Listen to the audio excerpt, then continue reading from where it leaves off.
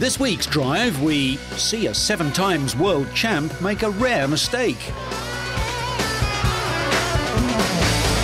Watch the world go round and round and round. See how an idea becomes motoring reality. And marvel as Twitch does what seems impossible. All this and more in this week's Drive.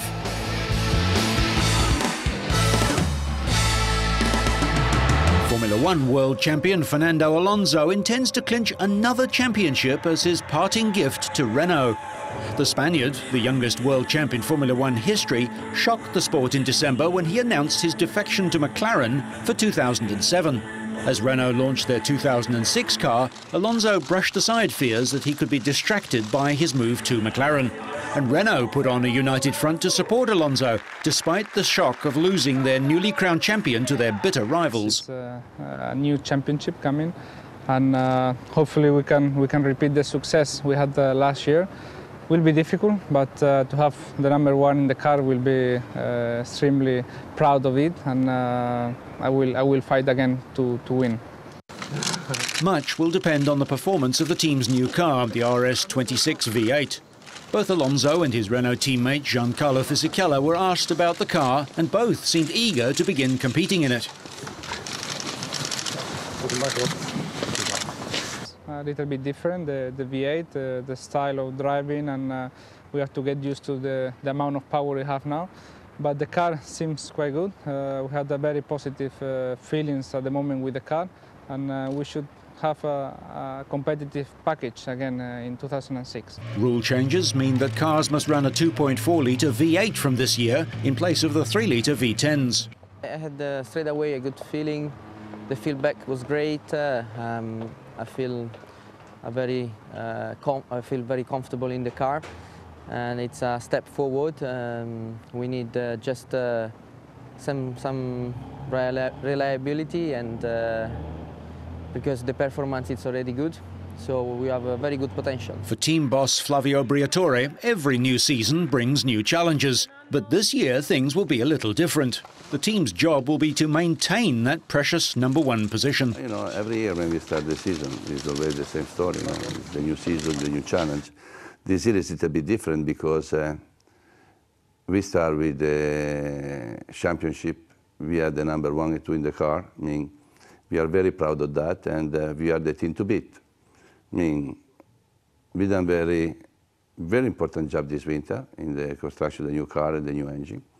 And timing was perfect. We tested the car, and it looked like we are competitive. This is more important. Renault need be staying the top, and Renault need be fighting for the championship in 2006.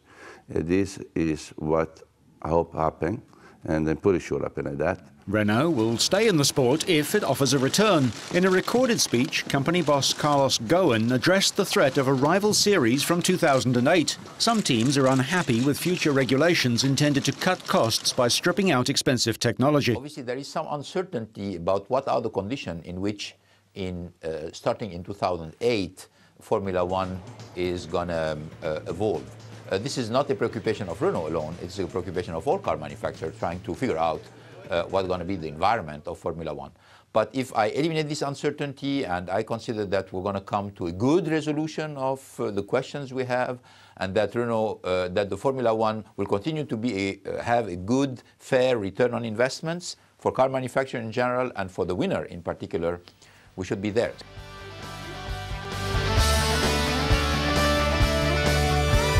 MotoGP world champion Valentino Rossi has had another test drive with the Ferrari Formula One team. Having impressed in private tests in Italy, Rossi made headlines of the wrong kind in his first public outing in a Ferrari when he spun on a wet track. But support came from another 7 times world champion, Michael Schumacher.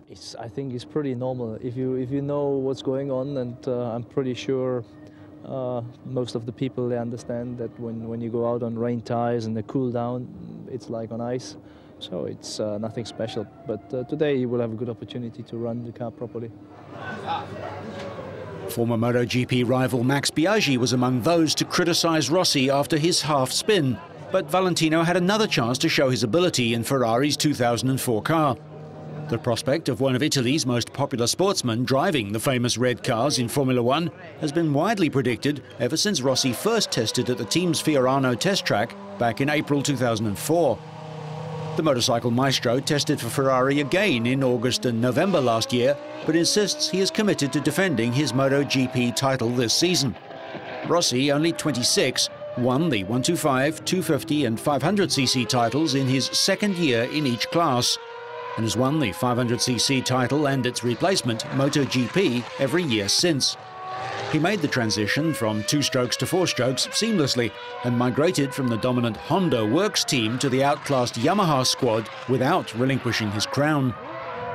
But his contract at Yamaha expires at the end of this year, and it's expected that, seeking new challenges, he will join Ferrari in 2007.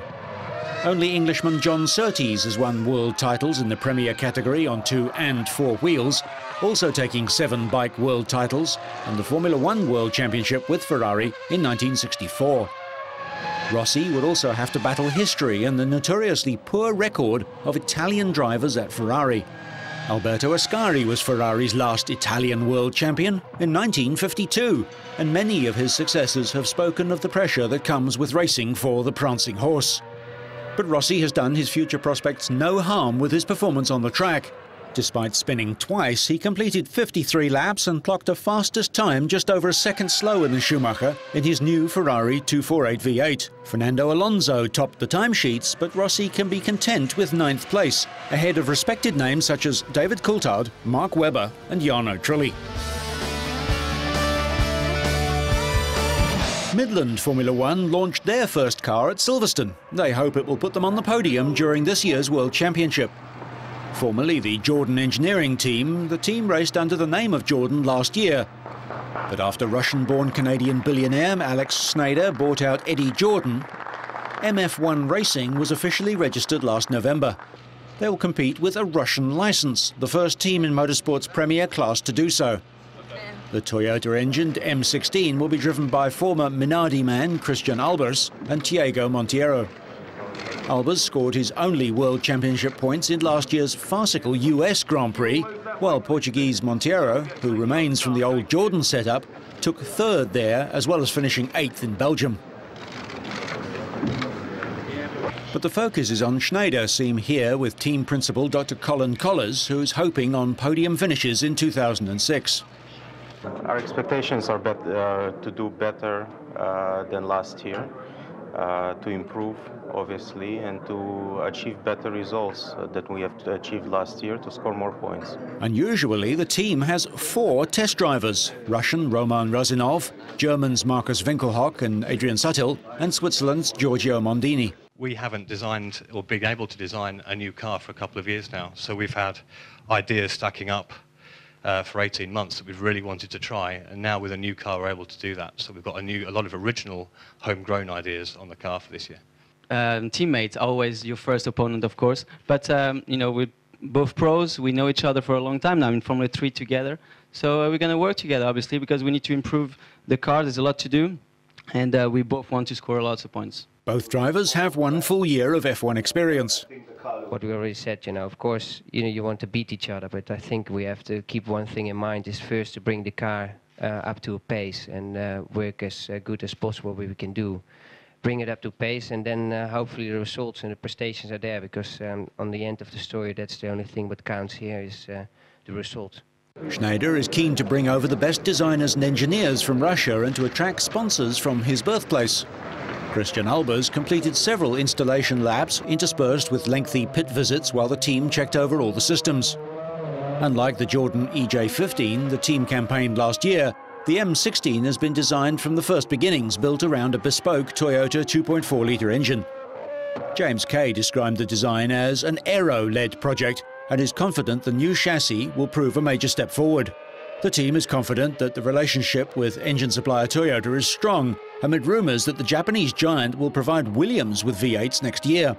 Toyota's input into the team had increased in the last 12 months, and there was no indication that this would change. Toyota have their own F1 team with drivers Ralf Schumacher and Jarno Trulli, and are considered as likely race winners for this year.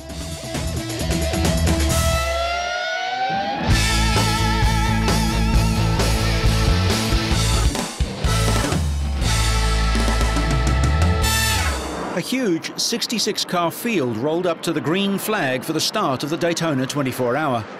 The road course proved to be quite a challenge. Just 4 hours into the endurance race, Emmanuel Collard crashed, ending his team's chances. As night fell, the number 58 car, driven by David Donoghue, Darren Law and Sasha Marson, had the lead, but a late flat tyre would drop them back to 4th place. Fireworks heralded midnight, but not midway through the race. After 9 hours, IRL star and top American female driver Danica Patrick was ready for her next stint. Despite a spin, the Pontiac Crawford, shared by retired NASCAR star Rusty Wallace, Danica and former Formula One drivers Alan McNish and Jan Lammers, got as high as 3rd in the 10th hour before an overheating problem and a blown cylinder head gasket retired their entry. Danica is 11 inches shorter than Rusty and needed a big seat insert, but was at the wheel when the car was retired. In the morning, the number 2 car held the lead. IRL champion Briton Dan Weldon could only watch as former champ New Zealander Scott Dixon took the car through the race's final laps. Christian Fittipaldi was looming large in Dixon's mirrors before a blown engine put paid to his chances with just over an hour left. Dixon took the flag after 734 laps, averaging 108.8 miles an hour, good enough for a one-lap victory over the Lexus Riley of Champ Car teammates AJ Allmendinger and Justin Wilson, and Oswaldo Negri and Mark Patterson. It's big, you know. It's not just the victory lane here, but you know, the 24 hours so difficult to win. It's a big team effort. The Targa guys, you know, worked extra hard during the night, and it was lucky for them that you know, they just had everything down. You know, they had quick changes for any problem that we had, and you know, we did have a few with gearboxes and things like that. So it just, you know, it's so relieving after 24 hours. You know, you're worn out, and it's great to be here.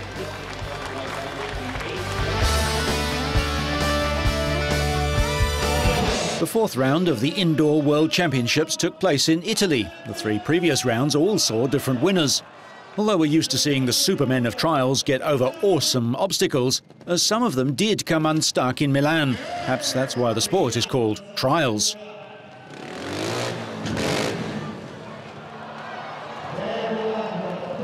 One man who was in harmony with his machine was Japan's Takahisa Fujinami. His highly creditable performance saw him snatch 3rd place. It was a significant moment for the Montesa team. Fujinami became the first rider to qualify for a World Indoor Final on the 4-stroke bike. However, it was a battle between Fujinami and his Montesa teammate Dougie Lampkin for the remaining place in the final, with Fujinami prevailing on time over the still injured Lampkin. Fujinami's achievement meant that Spain failed to record a clean sweep of the 3 podium places. The second best Spaniard, and thus the man who finished 2nd on the night, was Albert Cabestany. The Sherco rider did well, but his record was blemished when he collected 2 5s in sections 3 and 6, errors which saw his chance of victory fade away. Winner in Granada, Cabestany initially put up a tough fight, matching Adam Raga's point for point in the first 4 sections of the qualifying lap. Ultimately, he collected 9 more penalty points than the winner of the event and the form man on the circuit, Raga. Raga had been leading since the qualifying heat, but once into the 2nd lap clearly dominated the final, producing the best performance of all the riders with an impeccable showing. The Spaniard thus became the first rider to claim a 2nd victory in this year's championship, and by consequence extended his lead in the overall standings. 3-time Indoor Trials World Champ Raga also won the event last year. After a fantastic 2005 season where he won everything he entered, he has 2 wins in Marseille and Milan and 2 second places in Sheffield and Granada as he sets out to retain the world title. The next event for Raga and his fellow riders is in Barcelona. Honda MotoGP riders Marco Melandri, Nicky Hayden and Casey Stoner tested new bikes at Phillip Island. Winner of 2 races last year, Melandri topped the timesheet, 4/10 off his best mark in last year's Australian Grand Prix. Melandri, runner-up to Valentino Rossi in 2005, said his bike was improved since the last series of testing at the Malaysian circuit of Sepang, but added there was still some adjustment to make. we have many things to do on the bike, and we will start to test the new tire from Michelin today. But I'm pretty happy because we already understand a little bit more than Sepang. Nicky Hayden, who clinched pole in the previous Grand Prix held at the track, was second fastest, 22 hundredths of a second behind Melandri. The American rider, third in the championship last year, was upbeat about the forthcoming season, although he was having trouble with the Australian flies. Yeah, no, pretty quick.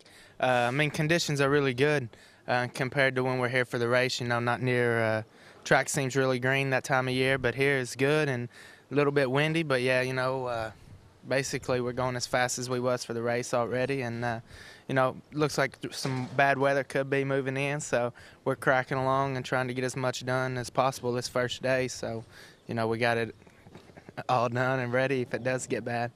Australian Casey Stoner was comfortable and on home ground and took his Honda to the third quickest time, just 6 100ths of a second behind, despite being a newcomer to the mighty 5-cylinder 4-stroke. The 20-year-old is fresh from second place in last year's 250cc championship. Sete Gibernau and Ducati arrived at Phillip Island in Australia, hoping for some more impressive testing after dominating in Sepang. But this wasn't such a good session for the Spanish rider, who recently expressed his satisfaction with life after leaving Honda, half a second down on Melandri. Dani Pedrosa beat Stoner to last year's 250cc title, but couldn't match the Australian at Phillip Island. The Spaniard was half a second slower than teammate Hayden and looks set for an exciting debut season in MotoGP. Gibernau's Ducati teammate Loris Capirossi was also having a difficult time, and he had to settle for 6th fastest, nearly a second off Melandri's mark. With Yamaha and Suzuki opting to bypass the 3-day test in favour of Qatar, it was Honda's chance to put a marker down for the season ahead.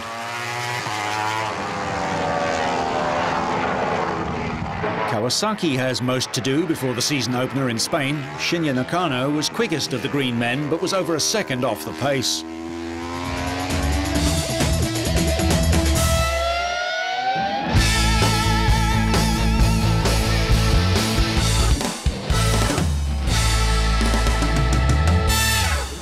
We shift down a gear now to see a new car coming on the market. In this high-tech world, it's nice to know that some aspects of car design are still done by hand, by a human. The clever computerized stuff, CAD/CAM or computer-aided design and computer-aided manufacture, comes later. But once the design has been digitized, a computer numerically controlled milling machine can produce models of any size in minutes, so the stylists can see and evaluate their project in 3 dimensions. Not only that, but a virtual reality version can also be created, so that by the time prototypes are built, all the pieces fit and testing can begin. That includes making sure that the quiet ride inside isn't compromised by noise that comes from outside.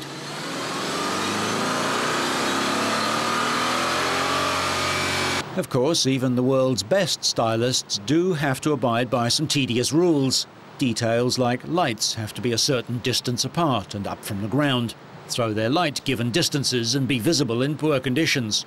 And they have to look good too. Then there's durability testing. Big cold rooms chill down to Arctic temperatures. And then bounce rigs make sure that nothing cracks, fractures or fails. This is especially true for rubber and plastic items such as windscreen and door seals, brake and radiator hoses and drive belts. And then there are salt spray rooms and artificial deserts too. Some bodies are tested for cycles that can include lapping the world's most demanding racetracks almost indefinitely if need be, all without moving an inch. Huge vertical, lateral and longitudinal loads can be imposed time and time again. It's Audi's answer to the BMW X5, Range Rover Sport and so on. Developed from the Pikes Peak Quattro concept car, the 7-seater Q7 has a conventional steel chassis and shares some of its underpinnings with the Volkswagen Touareg and Porsche Cayenne. But the Q7 rides on a nearly 6-inch longer wheelbase, and that gives it a leaner, athletic appearance. Testing on the real Nürburgring records figures, but also allows the all-important feel to be evaluated. If it's not there, the human driver can report back and some minor tweaks can make the new model fit right into the family. And although the Q7 will be capable off-road thanks to its adjustable air suspension and all-wheel drive, it was not designed to withstand serious off-road excursions. This allowed Audi's engineers to reduce the total weight by 150 kilograms compared to the one used for the Cayenne. Further evidence of the Q7's dedication to on-road performance is seen in the 20-inch wheels, each wrapped in low-profile 40 series rubber, measuring 275 millimeters wide. Though much of its componentry is unique, the three cars share the same adaptive air suspension system. The Pikes Peak show car featured a 500 horsepower FSA direct injection petrol engine, a version of the twin-turbo 4.2 V8, although the production models get Audi's 3.2-litre V6 and 4.2 V8, with their upcoming V10 a possibility. Both engines will be mated to 6-speed Tiptronic automatic gearboxes. Audi has also shown a concept Q7 hybrid, which will likely see the light of day in 2008. The Q7 hybrid will run on a combination of the 4.2-litre V8 and a 32-kilowatt electric motor, which should increase its fuel economy over that of a standard Q7 by about 13%. The interior of the Q7 is similar to the new A6 in design and feel. The driving position is more like sitting in a car than an SUV, again emphasizing performance over utility. Stadium-style second-row seats give rear passengers a good view and plenty of headroom and legroom, but foot space is a little tight. Third-row seating is optional, although, as with most vehicles in this class, there's really only enough room for children. The Q7 is being built at Volkswagen's plant at Bratislava in Slovakia. It seems the sportiest utility vehicle might no longer be sold at Porsche dealerships.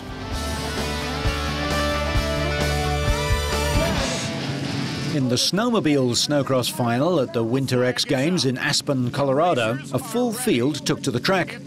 Canadian Blair Morgan got jammed at the start and dropped back to 5th place before working his way through the field.